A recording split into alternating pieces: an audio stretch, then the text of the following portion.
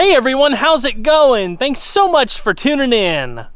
Recently, my wife and I picked up this 2004 Cadillac Escalade that unfortunately suffered a pretty significant front-end collision.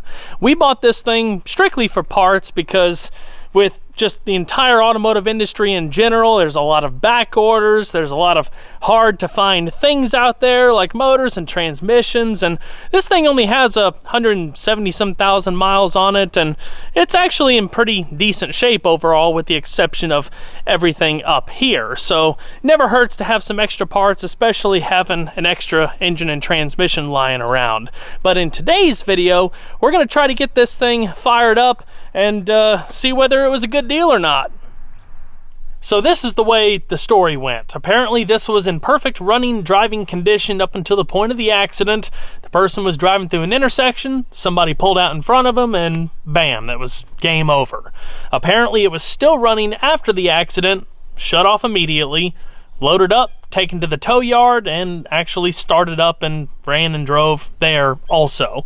I, unfortunately, was not able to hear it start up because the battery is demolished. Where the main focus of the impact was up front, the battery just got smushed. So I think all the fluid is leaked out of it, and no jumper cable in the world is going to save that sucker. So I'm going to have to get the hood back open.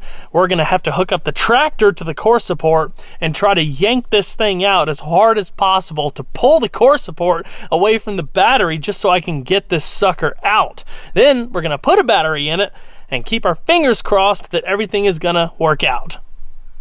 This is also going to give me an opportunity to try out a new scan tool that I just picked up off Amazon. This is a Mucar VO6. It's a wireless OBD2 scanner, so you can actually scan codes, clear them, you can check vehicle vitals and all sorts of stuff.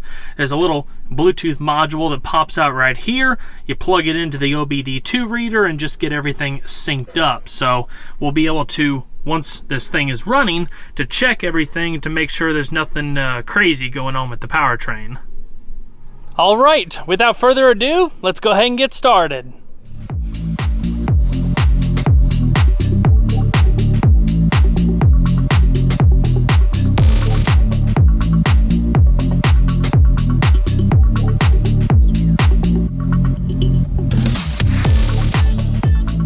Okay, now you guys can get a better idea of the significance of the damage. Amazingly, there doesn't seem to be any frame damage, at least just based off my initial inspection. Before I bought this, I crawled up underneath it, I checked all in here, looked for broken wires, looked for anything unusual, and aside from just everything being significantly pushed in this area, everything else seems to be okay, so I'm hopeful.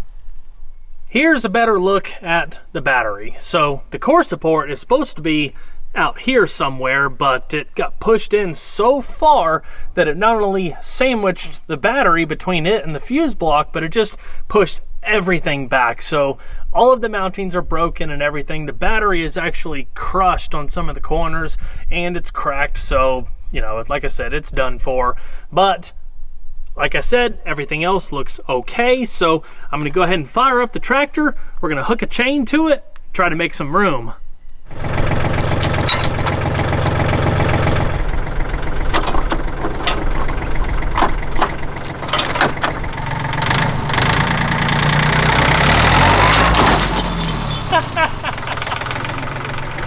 Well, that didn't exactly work out as planned. I hooked it at the bottom this time. Let's see if there's a little bit more metal to grab onto.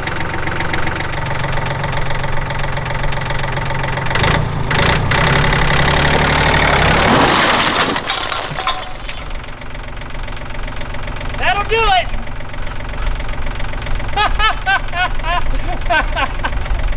It exploded!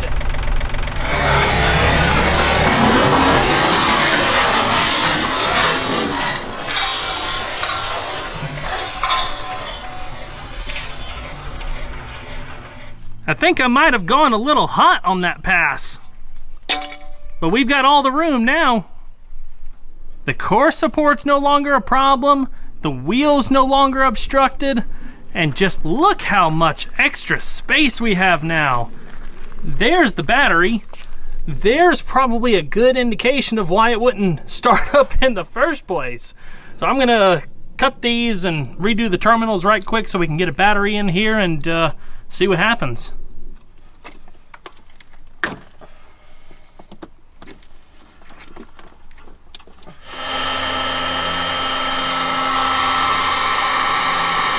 I think it'll be a miracle if this radiator still holds fluid. It's got some damage on top of here, so if anything, this top will leak, but that got tweaked pretty good.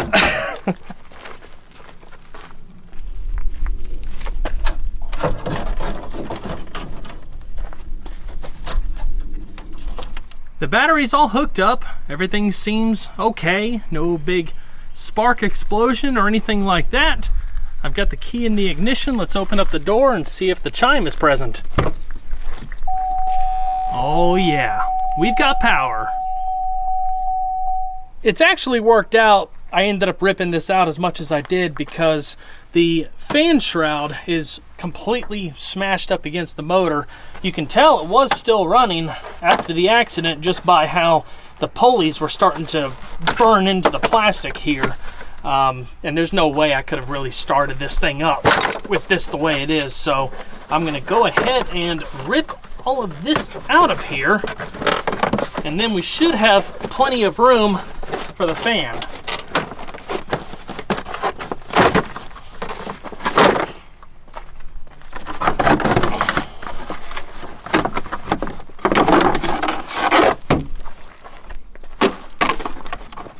Sweet.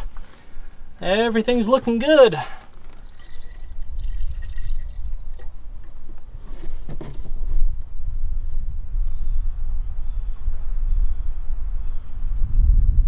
We're all set up to try to fire this thing up. I will say, ripping that core support out also gave me loads of room where this buckled fender was to actually open this door all the way. So, yeah, that's one good thing, I suppose.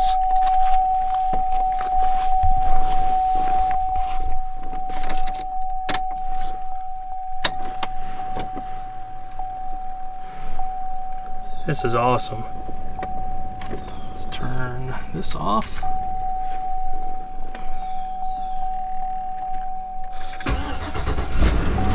Holy cow! Woohoo!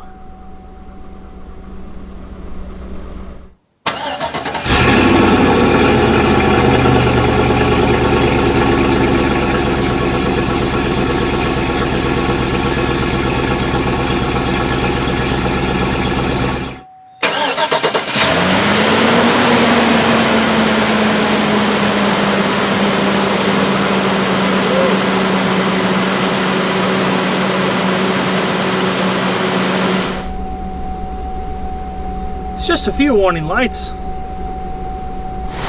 Radiator's toast. See, the whole reservoir housing's just smashed. I'm determined now. I want to drive this down the driveway. I see the crack. I don't know if it was my fault or the accident's fault, but we're gonna see if we can get a little help from JB Weld to put a temporary band-aid on this so I can do what I gotta do. While we wait for this JB Weld to cure, let's go ahead and get the new scan tools set up so we're ready to go. What's really nice about this thing is that it packs a lot of features and it actually does a whole lot of stuff that's very comparable to some of the more expensive scan tools out there, but it's at a very budget-friendly price. I put a link to it down in the description box below if you guys would like to check it out. My favorite feature of this thing is that it gives you the ability to do full system diagnostics, so you can monitor everything from the powertrain to the suspension to the ABS system to airbags and all sorts of things. You can read and clear trouble codes, display live data streams. It also comes with lifetime free updates, so it's got a very low cost of ownership. Like I was saying earlier, it has wireless Bluetooth connection, so you just pop out the little module and plug it into the OBD2 reader. Once everything's all connected, you can use the one-touch auto VIN to automatically identify the vehicle and match the proper diagnostic software to run fast and precise car diagnostics. There's so much capability with this scan tool that I can't cover it all in the video, so definitely check out that link in the description box below to learn more. Okay, let's try this again. The JB Weld is set up. We're topped back off with coolant. Let's fire it up. Now for round 2.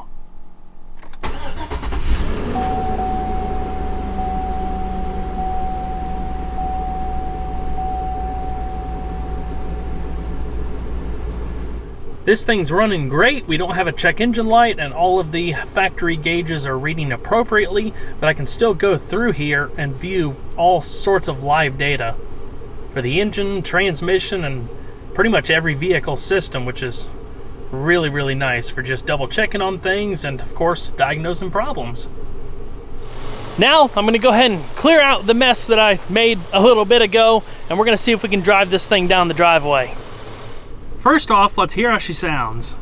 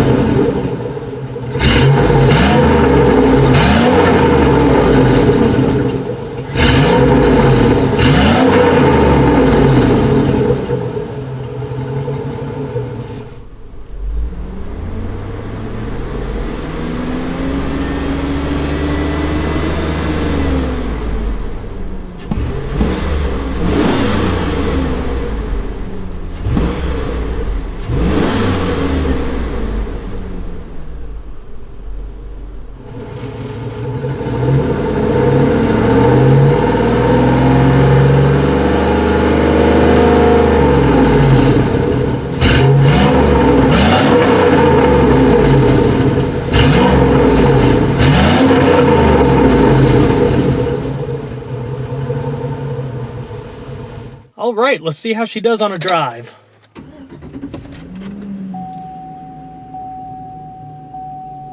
This is so sweet. Haven't put it into gear yet. Reverse, neutral, drive.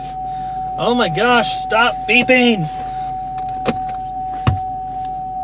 It'll figure itself out in a second. There we go.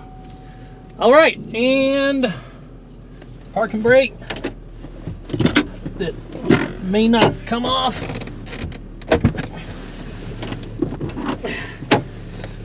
Okay, now let's try it.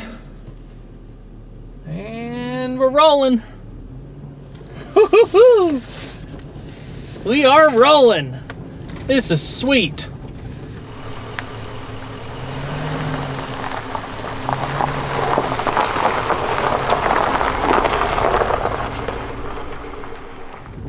So, fun fact that I didn't realize until we bought this, two-wheel drive Escalades up until mid-year 2005 did not come with the 6.0. I thought all Escalades of this generation did, but no, up until mid-year 2005, they came with a 5.3 and a 4L60E, just like Tahoe or Yukon. So this is, unfortunately, fortunately, however which way you want to think about it, this is a 5.3 and a 4L60, but this thing runs great. I mean, a 5.3 is still a great engine, and there's so much potential with, you know, just doing a cam swap if you really, really wanted to do a little something extra, but for the simplicity and the cost of this thing, I mean, you really can't beat it. Plus, like I'll show you guys when we get back, the potential for making extra money in parts on this is very, very strong.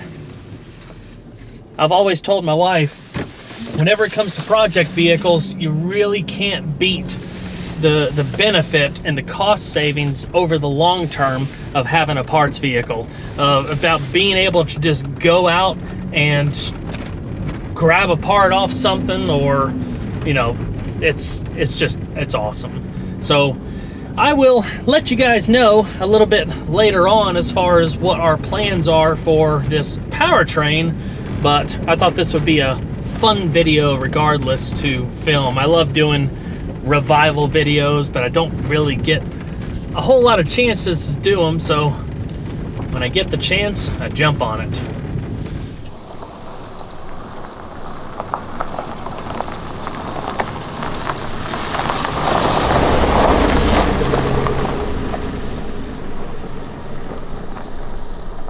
That'll do it. We have a running, driving parts vehicle, which is amazing to say the least. It's going to be so refreshing that whenever I have to move this thing, I don't have to hook a chain up to the tractor and tote it all over the place. Just hit the key, put it in drive, and go. It is really quite interesting when you really start studying the details. You can see just how many things were shared with just regular Tahoes and Yukons. The thing that I have always really liked about this generation Escalade, I'm not sure why, but just the styling is really, really sharp. I love the body cladding, how the taillights mold into that, rear quarter section right there. I mean, just at a passing glance, it does look really, really nice. Like I said, there are a lot of benefits to buying a parts vehicle. To be honest, we bought this thing for $2,100, which to some probably sounds like crazy money for something that is wrecked to this degree and can really never be made roadworthy again. But when you start adding up everything, you take the motor and transmission, what people are typically asking for them that have already been pulled, and then consider that it's all in good shape. We know it runs and drives fantastic. We have a good ECM that can be remapped, reprogrammed, whatever. If you really wanted to go through the effort of pulling the wire harness, you can do that and have it modified for the swap. Depending on how savvy you are, you can buy just a swap harness to plug into this ECM.